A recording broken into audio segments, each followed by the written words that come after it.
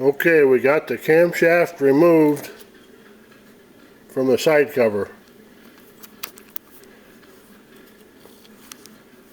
The bearing surface doesn't look too bad. That'll clean up just fine.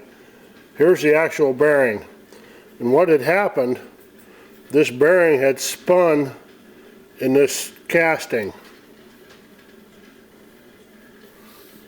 Evidently from lack of oil. This hole right here is where the oil splashes up from the crankcase and lubricates the camshaft bearing. But when I drove this out, this hole was clear over here. So there's no way there could be any oil get into that.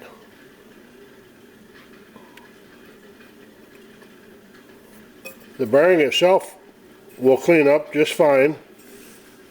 It doesn't fit on the shaft too bad.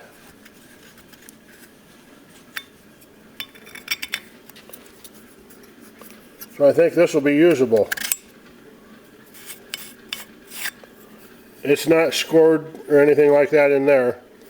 So I'll press this back in here with this oil hole oriented to this hole. And I'm sure I'm going to have to hone this a little bit because I kind of hard on it when I drove it out of there. But for this engine it'll be just fine. So we made it past that. I had an awful time getting that drove out of there. I tried turning it back and forth. It turned very hard. Finally I ended up just driving it out from this side, and the bearing drove out with the camshaft, which was okay because I needed to get the bearing out anyway to turn it to get it oriented to the oil hole.